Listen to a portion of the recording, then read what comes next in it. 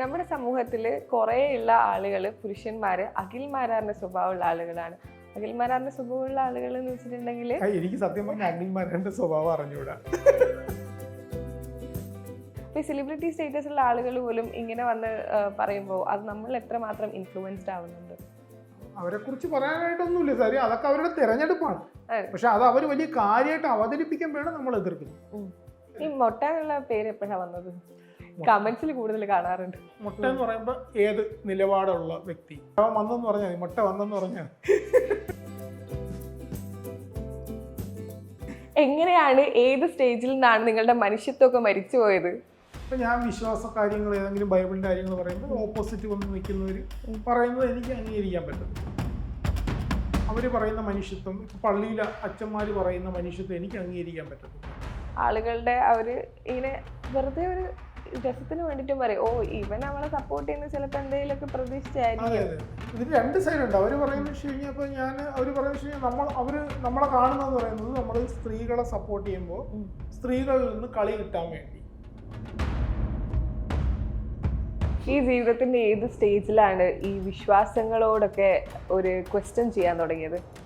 വായിക്കാൻ തുടങ്ങിയാണ് നമ്മൾ ഇത് കൂടുതൽ പഠിക്കാൻ വേണ്ടി. അപ്പം നമ്മൾ കുറച്ച് സയൻസ് പഠിക്കും, കുറച്ച് ജിയോഗ്രഫി പഠിക്കും, കുറച്ച് ഹിസ്റ്ററി പഠിക്കും. അപ്പോൾ ഇതിങ്ങനെ പഠിച്ച് നമ്മളെ മറ്റേ വിശ്വാസം അങ്ങനെ നഷ്ടപ്പെട്ടുകൊണ്ടേയിരിക്കും.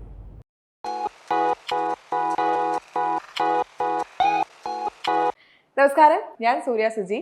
മനുഷ്യത്വം ഇല്ലാണ്ട് നമുക്കിവിടെ ജീവിക്കാൻ പറ്റുമോ? എന്നാൽ നിങ്ങൾ എന്നിൽ നിന്ന് മനുഷ്യത്വം ഒന്നും പ്രതീക്ഷിക്കേണ്ട എന്ന് സ്വയം പ്രഖ്യാപിച്ചൊരു മനുഷ്യനാണ് ഇന്നത്തെ നമ്മുടെ ഗസ്റ്റ്. എക്സ് ഹ്യൂമൻ ആണ് എന്ന് സോഷ്യൽ മീഡിയയിലൊക്കെ എഴുതി വെച്ചിട്ടുണ്ട് ഷിജിൻ റോയ്.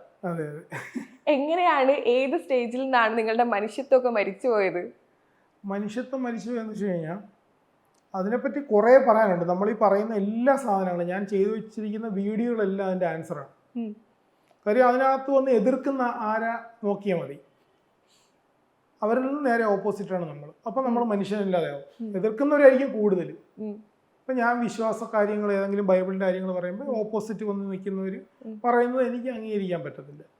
ഇല്ല അവർ പറയുന്ന മനുഷ്യത്വം, ഇപ്പം പള്ളിയിലെ അച്ഛന്മാർ പറയുന്ന മനുഷ്യത്വം എനിക്ക് അംഗീകരിക്കാൻ പറ്റത്തില്ല. താങ്കൾ ശരിക്കും മനുഷ്യത്വം മരിച്ചു പോയി എൻ്റെ ഉള്ളിൽ എന്ന് പറയുമ്പോഴും നമ്മൾ ഉറപ്പായിട്ടും നമ്മളെ ഇൻബിൽഡ് ചെയ്തിട്ടുള്ള കുറെ കാര്യങ്ങളുണ്ട്. ഒരു എംപതി. ഞാൻ രണ്ട് രീതിയിൽ ഇതിനെ കാണും, അതുകൂടെ പറഞ്ഞിട്ട് പോവാം. ഞാൻ മനുഷ്യത്വം എന്ന് കാണുന്നത് മനുഷ്യനിലുള്ളതെന്തോ. ഓക്കെ, അത് മനസ്സിലായില്ലേ? മനുഷ്യനിലുള്ളതെന്തോ. മാനവികത എന്ന് പറഞ്ഞ സാധനം ഞാൻ ഡിഫറെന്റ് ആയിട്ടാണ് കാണുന്നത്. ഇത് രണ്ടും ഒന്നായിട്ട് ഞാൻ കാണുന്നില്ല. അങ്ങനെ കാണുന്നുണ്ടോ? ഇല്ല. ഞാൻ കാണുന്നത് മാനവികത നമ്മൾ പഠിച്ച് മനസ്സിലാക്കേണ്ട കാര്യങ്ങളാണ്. അതെ, മനുഷ്യത്വം മനുഷ്യനിലുണ്ട്. മനുഷ്യനിലുള്ള പല കാര്യങ്ങളും നമ്മൾ മാറ്റേണ്ടിയിരിക്കണം, അല്ലേ? നമ്മൾ മനുഷ്യനുള്ള പലതും നമ്മൾക്ക് മാറ്റി പഠിച്ച് മാറ്റി പോകാൻ പറ്റും. മാനവികത നിങ്ങളെപ്പോലെ ഇല്ലെന്ന് ഞാൻ പറഞ്ഞു വയ്ക്കുന്നുണ്ട്. കാര്യം ഞാൻ പൂർണ്ണമായിട്ട് മാനവികതയിലെത്തുന്ന സമയം ഞാൻ വേറൊരു ഇന്റർവ്യൂവിൽ പറഞ്ഞിട്ടുണ്ട്, ഞാൻ ആത്മഹത്യ ചെയ്യും.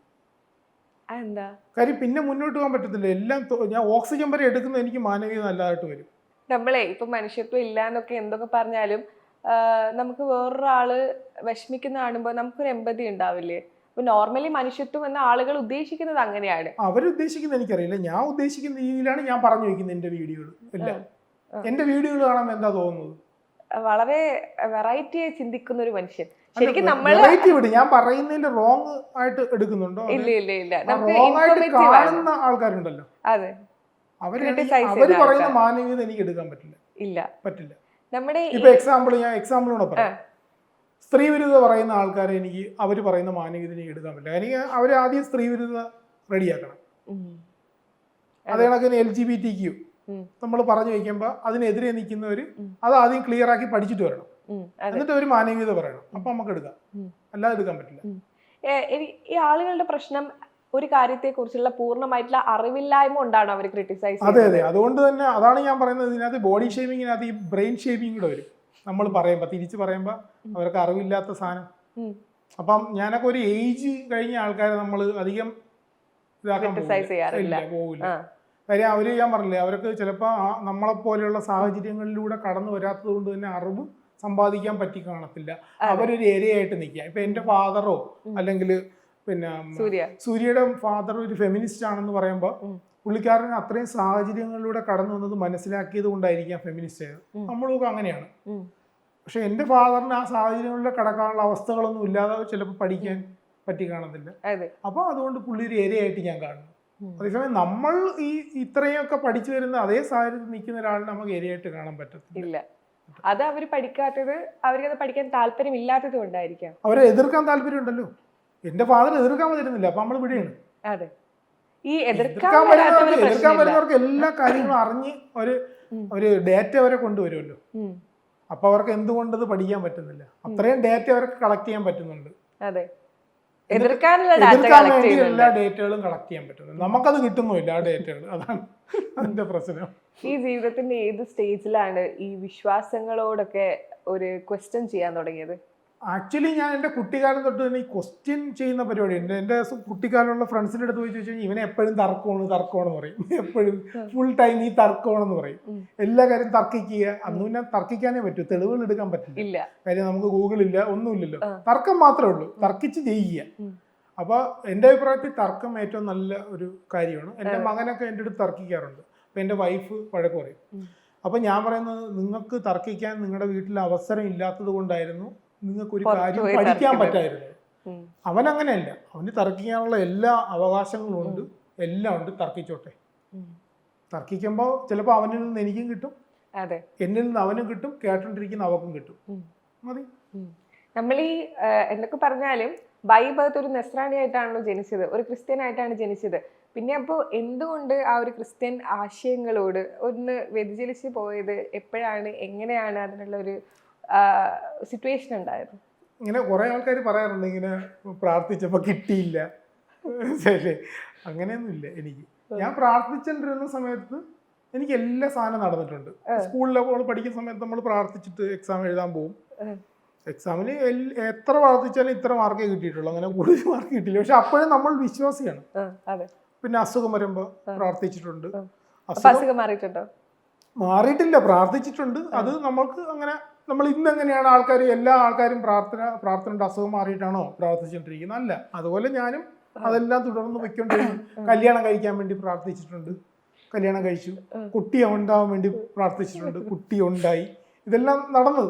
അപ്പൊ ഇതെല്ലാം നടക്കും, അതിലൊന്നും ഒരു പ്രശ്നമില്ല പ്രാർത്ഥിക്കുക. പക്ഷെ ഞാൻ ഇതുകൊണ്ടൊന്നും അല്ല, എനിക്ക് ഇന്ന സാധനം കിട്ടിയത് കൊണ്ടോ ഇന്ന സാധനം പോയത് കൊണ്ടോ ഒന്നുമല്ല വിശ്വാസം നിർത്തിയത്. ഞാൻ എവിടെയോ വെച്ചിട്ട് എൻ്റെ ഈ തർക്കം ഉണ്ടായിരുന്നല്ലോ.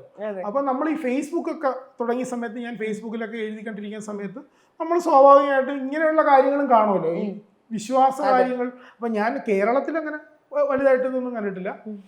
എനിക്ക് 2-3 ഫേസ്ബുക്ക് അക്കൗണ്ട് ഉണ്ടായിരുന്നു എൻ്റെ സ്വന്തം പേരിൽ, ഫേക്ക് ഐ ഡി അല്ല, എൻ്റെ സ്വന്തം പേരിലെ ഐഡിയകളാണ്. അത് ഒരെണ്ണം ഞാൻ എനിക്ക് ഫോട്ടോഗ്രാഫി ഭയങ്കര ഇഷ്ടമായിരുന്നു. അപ്പോൾ ക്യാമറ മേടിച്ചിട്ടുണ്ടായിരുന്നു. അപ്പോൾ ക്യാമറ മേടിച്ചിട്ട് എനിക്ക് ക്യാമറ ഉപയോഗിക്കാനെന്ന് പറഞ്ഞുകൂടാ.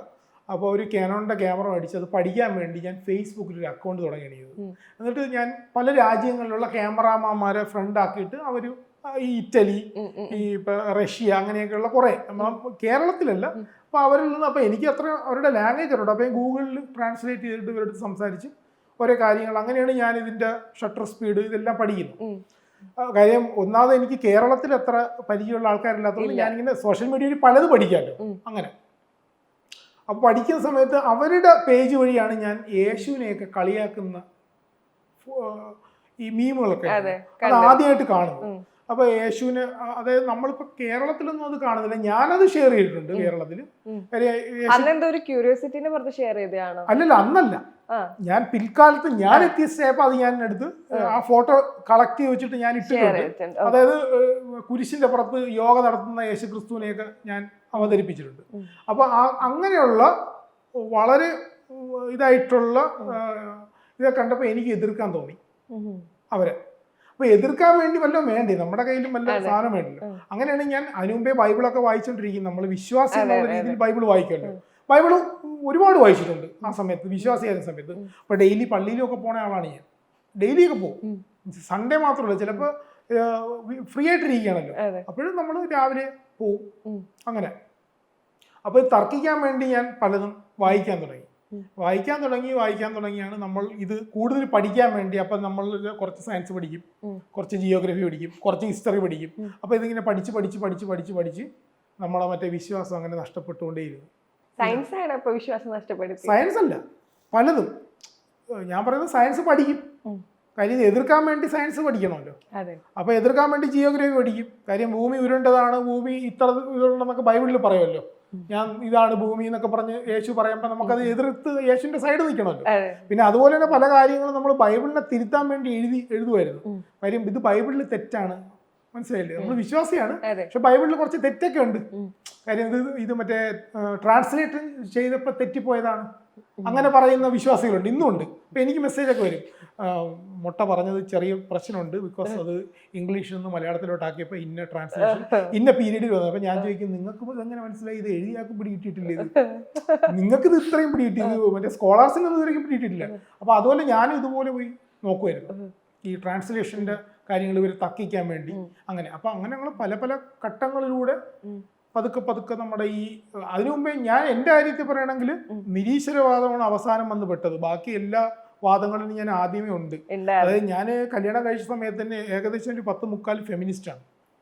ഓക്കെ, പിന്നെ 10ാം ക്ലാസ് ആണെങ്കിൽ തന്നെ നമ്മൾ ഈ ഫെമിനിസത്തിലോട്ട് വന്ന് പറയാം. ഫെമിനിസം വേണമെന്ന് പറഞ്ഞുകൂടാ, ബട്ട് നമ്മൾ ഈക്വാലിറ്റിയിലോട്ടുള്ള ഒരു ആശയത്തിലോട്ടൊക്കെ വന്നിട്ടുണ്ട്. പിന്നെ എനിക്ക് എൻ്റെ കുട്ടിക്കാലം തൊട്ട് തന്നെ എനിക്ക് സ്ത്രീ സുഹൃത്തുക്കളായിരുന്നു കൂടുതൽ. അപ്പോൾ അതുകൊണ്ടാണ് എനിക്ക് സ്ത്രീകളുടെ കാര്യങ്ങൾ കൂടുതൽ നേരത്തെ പഠിക്കാൻ പറ്റി. കാര്യം അറിയാലോ, ഇമോഷണൽ കാര്യം തൊട്ട് എനിക്ക് കാര്യങ്ങളെല്ലാം വ്യക്തമായിട്ട് സ്ത്രീകളുടെ ഇടയിൽ നിന്ന് തന്നെ എനിക്ക് കിട്ടിയിട്ടുണ്ട്. എനിക്ക് ഒരുപാട് സ്ത്രീ സുഹൃത്തുക്കളുണ്ടായിരുന്നു. ഈ ഫെമിനിസത്തെ കുറിച്ച് പറഞ്ഞല്ലോ, ഇപ്പോഴും ഫെമിനിസം എന്ന് പറയുമ്പോൾ നമ്മളെ നാട്ടിലെ ആളുകൾ കളിയാക്കി ചിരിക്കുകയാണ്. ഫെമിനിറ്റി എന്നുള്ള ഒരു ടാഗ് ലൈനാണ് ആളുകൾ കൊടുക്കുന്നത്. ഒരുപാട് നമ്മൾ ചർച്ച ചെയ്തുകൊണ്ടിരിക്കുന്ന വിഷയമാണ്. ഒരു പുരുഷനാണ് എൻ്റെ മുന്നിൽ വന്നിരിക്കുന്നു പറയുന്നത്, ഞാൻ പണ്ട് മുതലേ ഫെമിനിസ്റ്റ് ആയിരുന്നു, പക്ഷെ എനിക്കത് ഫെമിനിസം ആണോ എന്നറിയില്ല, പക്ഷെ ഇപ്പം ഞാൻ പൂർണ്ണമായി മനസ്സിലാക്കുന്ന ഫെമിനിസ്റ്റ് ആണ് എന്നുള്ളത്. ഈ കളിയാക്കുന്ന ഫെമിനിസത്തെ കളിയാക്കുന്ന സ്ത്രീകളും പുരുഷന്മാരും ഉണ്ട്. അവരോട് എന്താ പറയാനുള്ളത്? ശരിക്കും അവരുടെ അടുത്ത് പറയാനുള്ളത് വെച്ച് കഴിഞ്ഞാൽ, ഒന്നെന്ന് പറയുന്നത് അവർ ഈ പറയുന്ന എന്താണ് നേരത്തെ പറഞ്ഞ പോലെ അവർ പഠിക്കാൻ ശ്രമിക്കുന്നില്ല, അറിയാൻ ശ്രമിക്കുന്നില്ല. ഞാൻ പറഞ്ഞില്ല, ഒരു ബുക്ക് വായിച്ചിട്ടൊന്നും മനസ്സിലാക്കിയല്ലോ. നമ്മുടെ വീട്, ചുറ്റുപാട്, അല്ലേ, സുഹൃത്ത് വലയം, ഈ പറയുന്ന സ്ത്രീ സുഹൃത്തുക്കൾ, ഇവരിലെല്ലാം നമ്മൾ കാണുന്ന സാധനങ്ങളാണ് നമ്മൾ എതിർക്കാൻ ശ്രമിക്കുന്നത്. ഇവർ പറയുന്നതും ഇവർ കാണുന്നതും. ഇപ്പൊ നമ്മുടെ അമ്മമാരെങ്ങനെയായിരിക്കും വീട്ടിൽ പെരുമാറുന്നത്, അപ്പൊ അവരെന്തുകൊണ്ട് അങ്ങനെ പെരുമാറുന്നു, അവർക്ക് എന്താണ് അവർക്ക് സംഭവിച്ചത് എന്ന് നമ്മൾ നോക്കുമല്ലോ. എന്തുകൊണ്ടാണ് ഫാദറിന്റെ സൈഡിൽ നിന്നുള്ള ഇത് ഇപ്പൊ ഫെമിനിസത്തിന്റെ കാര്യം പറയണമെങ്കിൽ, അത് ഈക്വാലിറ്റി കാര്യം പറയണമെങ്കിൽ സ്ത്രീകൾക്ക് വേണ്ടി മാത്രം ഒന്നും പറയുന്ന ഒരു സാധനമായിട്ട് എനിക്ക് തോന്നിയിട്ടില്ല. ഇപ്പൊ എക്സാമ്പിൾ ഞാൻ എൻ്റെ ജീവിതം തന്നെ എടുത്തു കഴിഞ്ഞാൽ, ഈ പറയുന്ന ആണുങ്ങൾ, ഓക്കെ, ഇപ്പൊ എന്നെ ജോബ്ലെസ് എന്ന് പറയുന്ന ആൾക്കാരുണ്ട്. ഞാൻ സ്ട്രെസ്ലെസ് ആയിട്ട് ജീവിക്കുന്ന ആളാണ്. ഞാൻ അങ്ങനെയാണ് എന്നെ കാണുന്നത്.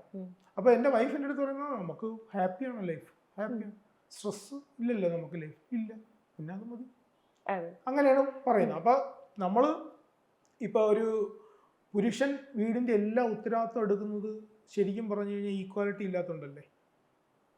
അല്ലെങ്കിൽ പുരുഷൻ എല്ലാ ഉത്തരവാദിത്വം എടുക്കണം, സ്ത്രീയും കൂടെ ജോലിക്ക് പോവും, സ്ത്രീയും കൂടെ ഉത്തരവാദിത്വം എടുക്കും.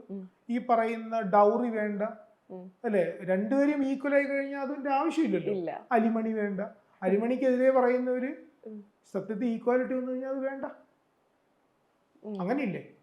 അപ്പൊ ഈക്വാലിറ്റി എന്താണെന്ന് കറക്റ്റ് ആയിട്ട് മനസ്സിലാവാത്തത് കൊണ്ടാണ് ഫെമിനിസം പറയുന്നതാണ്. അപ്പൊ പറയും നമ്മൾ ഉദ്ദേശിക്കുന്ന ഫെമിനിസം അതല്ല, അവര് വേറെന്തോ ഫെമിനിസം, നമ്മൾ ഉദ്ദേശിക്കുന്ന ഫെമിനിസം ഇതാണ്.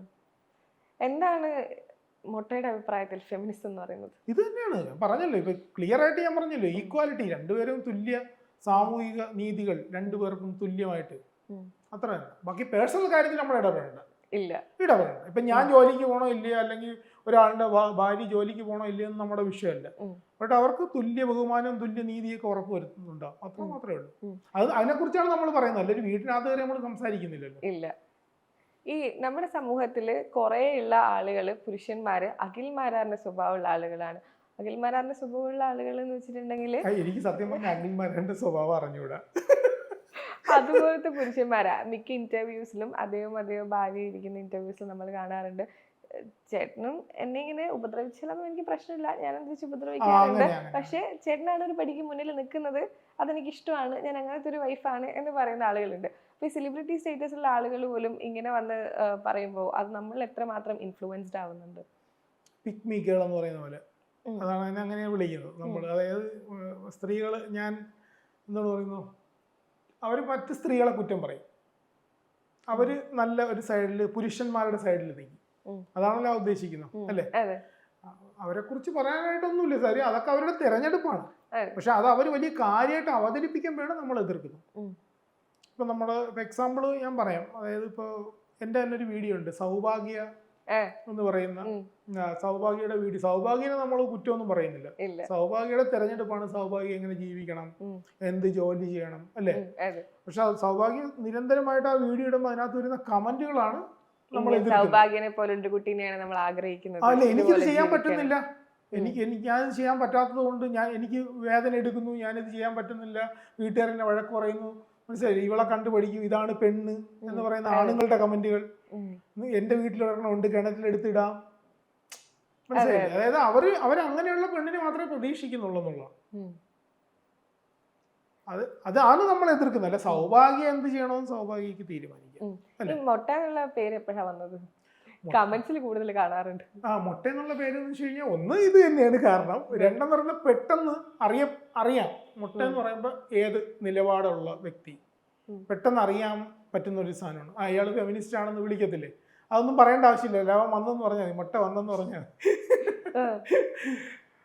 ചിലരിനെ ഈ ഫെമിനിസ്റ്റ് വരെ നേരെ ഓപ്പോസിറ്റ് പാവാടയെന്നായിരിക്കല്ലോ വിളിക്കുന്നത്. അപ്പൊ പാവാട ആൾക്കാർ എന്നെ മൊട്ടയെന്ന് പറഞ്ഞു, ലവം വന്നു, പാവാട വന്നു എന്ന് പറയുന്നത്. പാവാടൊക്കെ വിളിക്കുമ്പോ എന്താ തോന്നാറ്? അങ്ങനെ പ്രത്യേകിച്ച് ഒന്നും തോന്നില്ല. എന്താ വിളിക്കുന്നത് എനിക്ക് അറിയില്ല, നമുക്കത് തോന്നുന്നില്ല.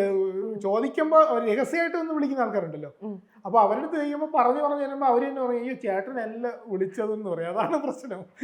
ഈ സ്ത്രീ ഇക്വാലിറ്റി നിൽക്കണമെന്ന് വിചാരിക്കുന്ന പുരുഷന്മാരുണ്ട്. അപ്പൊ ഈ സ്ത്രീകളെ എന്തെങ്കിലും വിഷയം വരുമ്പോ അവരെ സപ്പോർട്ട് ചെയ്യുന്ന പുരുഷന്മാരെയാണ് പാവാട എന്ന് നോർമലി ആളുകൾ പറയുന്നത്.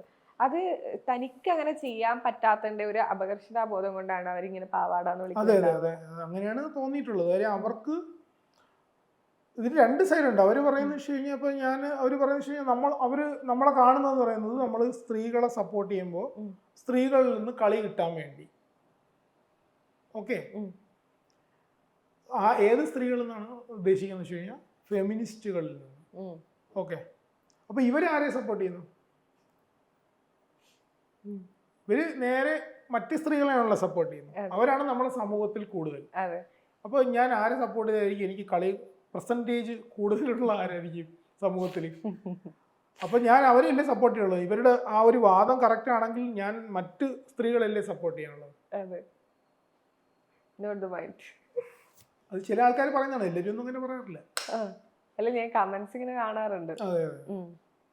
അതാണ് ഇപ്പൊ ചേട്ടൻ പറഞ്ഞ പോലെ തന്നെ ആളുകളുടെ ഇങ്ങനെ വെറുതെ ഒരു രസത്തിന് വേണ്ടിട്ടും പറയും, ഓ ഇവൻ നമ്മളെ സപ്പോർട്ട് ചെയ്യുന്ന ചിലപ്പോ എന്തെങ്കിലുമൊക്കെ പ്രതീക്ഷിച്ചായിരിക്കും. പാരന്റിങ്ങിനെ കുറിച്ച് ഒരുപാട് വീഡിയോസ് ചെയ്യുന്ന ആളാണ്. ഈ ഗുഡ് പാരന്റ് ആവണം എന്നുള്ളൊരു ചിന്ത എപ്പോഴാണ് വന്നത്? നമ്മളെല്ലാവരും ആഗ്രഹിക്കുന്നത് നല്ല അച്ഛനും അമ്മയും ആവണം തന്നെയാണ്. പക്ഷെ കൃത്യമായിട്ടുള്ള പാരന്റിങ് നടത്തണം എന്ന് തോന്നിയത് എപ്പോഴാ? നടത്തണം എന്ന് പറഞ്ഞ് മനഃപൂർവ്വം ചെയ്തതൊന്നുമല്ല. ഇപ്പൊ എക്സാമ്പിൾ പറഞ്ഞാൽ മകൻ ജനിക്കുന്നത് എനിക്ക് ഒരു 26 വയസ്സുള്ളപ്പോഴാണ് മകൻ ജനിക്കുന്നത്. അപ്പോഴ് ഞാൻ അതിന് മുന്നേ തന്നെ ഞാൻ അവനല്ല ആദ്യമായിട്ട് നോക്കുന്നത്. എനിക്ക് ചേച്ചി ഉണ്ടായിരുന്നു. അപ്പൊ ചേച്ചിയുടെ മകളെയാണ് ഞാൻ ആദ്യമായിട്ട് നോക്കുന്നത്. അവള് 2000-ലാണ് ജനിക്കുന്നത്, ഇവൻ 2006. അപ്പൊ ഞാൻ 6 വർഷം മുമ്പ് തന്നെ കുട്ടികളെ നോക്കി പരിചയമുണ്ട്. അതായത് കൊച്ചുങ്ങളെ നോക്കി പരിചയമുണ്ട്. എങ്ങനെ എടുക്കണം, എങ്ങനെ പാല് കൊടുക്കാം, എങ്ങനെ ഫുഡ് കൊടുക്കാം, ഇതൊക്കെ അവളിലാണ്. നമ്മൾ ആദ്യത്തെ കുട്ടിയാണ്, നമ്മുടെ വീട്ടിലെ ആദ്യത്തെ കുട്ടിയാണ് എൻ്റെ ചേച്ചിയുടെ മകൾ. അപ്പൊ ചേട്ടൻ്റെ കൊച്ചുങ്ങളും ഉണ്ട്, അവരെല്ലാം നമ്മൾ പരിചരിച്ചിട്ടുണ്ട്. അപ്പൊ എങ്ങനെ കുട്ടികളെ പരിചരിക്കണമെന്നറിയാം. പിന്നെ നമ്മുടെ സമൂഹത്തിൽ നിലനിൽക്കുന്ന ഈ കുട്ടികളെ കുളിപ്പിക്കൽ, ഈ പറയുന്ന പ്രസവം കഴിഞ്ഞ് കിടക്കുന്ന സ്ത്രീയുടെ ശുശ്രൂഷകൾ, ഇതെല്ലാം ആദ്യത്തെ ആടത്തിന് ഇതൊക്കെ കിട്ടിയിട്ടുണ്ട്.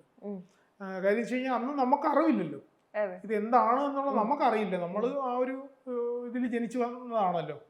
അതായത് അന്ന് നമുക്ക് അത്ര ശാസ്ത്രബോധമൊന്നുമില്ല, ഇതിനെക്കുറിച്ചുള്ള അവയർനെസ് ഇല്ലാത്തതുകൊണ്ട് അതെല്ലാം ആ കഷ്ടപ്പാടെല്ലാം എൻ്റെ മൂത്ത മകൻ അനുഭവിച്ചിട്ടുണ്ട്. കാര്യം വെച്ച് കഴിഞ്ഞാൽ ഈ പാലിൽ കൂടെ ഈ അമ്മ കുടിക്കുന്ന കഷായത്തിൻ്റെ ഇത് പാലിൽ കൂടെ കുട്ടിക്ക് കിട്ടും. ഓക്കെ, ആൽക്കലൈനും ആൽക്കഹോളും ഒക്കെ പാലിൽ കൂടെ പോകും അമ്മയുടെ. അപ്പൊ അത് കുട്ടി കിടന്ന് കരച്ചിലൊക്കെ ഉണ്ടാവും. രാത്രി കുട്ടികൾ കിടന്ന് കരയുന്നു, അതിനൊക്കെയാണ്, വിശന്നിട്ടൊന്നുമല്ല. നമ്മുടെ കേരളത്തിലല്ല ഇങ്ങനെ ഉപയോഗിക്കുന്ന ബഹുഭൂരിപക്ഷം കുട്ടികൾ കരയുന്നത് ഇങ്ങനെയാണ്. അപ്പൊ അതിനൊക്കെ തെളിവുണ്ട് കേട്ടോ. ഞാൻ ഇങ്ങനെ പറയുന്നൊന്നും എടുക്കണ്ട, പോയി അടിച്ചു നോക്കിക്കഴിഞ്ഞാൽ ഇതിന്റെ തെളിവുകളും കിട്ടും. ഇങ്ങനെയൊക്കെയുള്ള തെളിവുകളും സ്റ്റഡികളും ഒക്കെ ഉണ്ട്. ഈ ആയുർവേദ കഷായങ്ങൾ ഉപയോഗിക്കുമ്പോൾ എന്താണ് സംഭവിക്കുന്നത്. അമ്മയ്ക്കുള്ള വിഷയം വേറെ, അമ്മയ്ക്കും കുറെ പ്രശ്നങ്ങളൊക്കെ ഉണ്ട്. രണ്ടാമത്തെ കുട്ടി ജനിച്ചപ്പോൾ ഇങ്ങനെയുള്ള സാധനങ്ങളൊന്നും ഇല്ലാത്തതുകൊണ്ട് തന്നെ ഇതുവരേക്കും ഒരു അസുഖത്തിനും ഹോസ്പിറ്റലിൽ പോയിട്ടില്ല, വാക്സിനേഷൻ എടുക്കാനല്ലാതെ. പിന്നെ പല്ല് ഒന്ന് അടയ്ക്കാനല്ലാതെ അവള് ഹോസ്പിറ്റലിൽ പോയിട്ടില്ല. കാര്യം ഞാനാണ് അവൾക്ക് ഫുഡ് കൊടുക്കുന്നതും, ഞാനാണ് എല്ലാ കാര്യങ്ങളും. അതായത് ഒരു ഡയപ്പർ ചേഞ്ച് അവൾ ജനിച്ച അന്ന് തൊട്ട് പിന്നെ ഡയപ്പർ ഉപയോഗിക്കുന്നവരെ ഡയപ്പർ ചേഞ്ച് ചെയ്ത് വൈപ്പ് ചെയ്യുന്നത് ഞാനായിരുന്നു.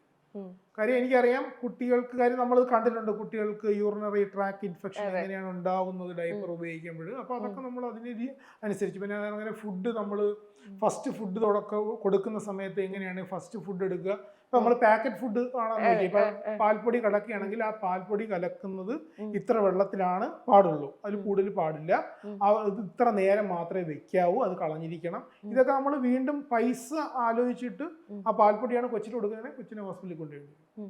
അതൊക്കെയാണ് പാരന്റിങ്ങിന്റെ കൊച്ചുങ്ങളെ നോക്കുമ്പോഴുള്ള സൈഡ് എന്ന് പറയുന്നത്. പിന്നെ വീനിങ്, നമ്മുടെ ഫസ്റ്റ് ഫുഡ് തുടങ്ങുന്ന സമയത്ത് കുട്ടിക്ക് എത്ര പ്രോട്ടീനാണ് കൊടുക്കാനുള്ളത്, അതിന്റെ അളവുകൾ, ആ അളവിന് നമ്മൾ പ്രോട്ടീൻ കൊടുക്കണം. പിന്നെ കുട്ടിക്ക് എനർജിക്ക് വേണ്ട മറ്റ് കാർബോഹൈഡ്രേറ്റ്സ്, ഫാറ്റ്, അതൊക്കെ കറക്റ്റ് അളവിന് തന്നെ കൊടുക്കും.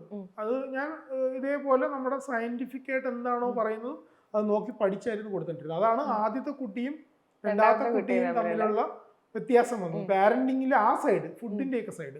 മകന്റെ കാര്യത്തിലും ഇതേപോലെ ഇരുന്നുണ്ട്. മകന്റെ കാര്യത്തിൽ ആദ്യത്തെ കുറെ കാലം കഴിഞ്ഞു കഴിഞ്ഞാൽ എനിക്ക് ഡയബറ്റീസ് ഉണ്ടായിരുന്നല്ലോ 10 വയസ്സിൽ. അപ്പൊ എനിക്കറിയാം എൻ്റെ കുട്ടികൾക്കും ചിലപ്പോൾ ഇത് വരാനുള്ള ചാൻസ് ഉണ്ട്. അപ്പൊ എനിക്ക് കുട്ടികൾക്കുള്ള ഡയബറ്റീസിന് എങ്ങനെയാണ് അവർക്ക് നേരത്തെ കൂട്ടി നമുക്ക് കുറെ സൈൻ ആൻഡ് സിംറ്റംസ് സയൻസ് പറഞ്ഞു വെച്ചിട്ടുണ്ട്. ആ സൈൻ ആൻഡ് സിംറ്റംസ് എൻ്റെ മകന് സ്റ്റാർട്ട് ചെയ്തിട്ടുണ്ടായിരുന്നു ഒരു 10 വയസ്സിൽ. അപ്പോൾ 10 വയസ്സിൽ സ്റ്റാർട്ട് ചെയ്തപ്പോൾ ഞാൻ കറക്റ്റായിട്ട് അവനെ വീട്ടിൽ തന്നെ ട്രെയിനിങ് തുടങ്ങി, വെയിറ്റ് ട്രെയിനിങ് തുടങ്ങി.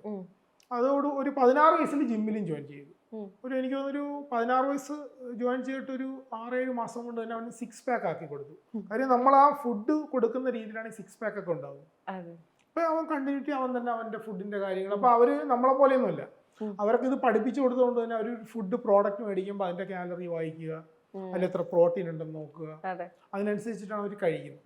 അപ്പൊ അങ്ങനെ അത് പാരന്റിങ്ങിന്റെ മറ്റൊരു സൈഡാണ്. ഇത് കുട്ടിക്കാലത്ത് അവരെങ്ങനെ നമ്മൾ ഫീഡ് ചെയ്യുന്നു, അത് അതിലൂടെ നമുക്ക് നേരെ ഓപ്പോസിറ്റ് ആയിരുന്നു.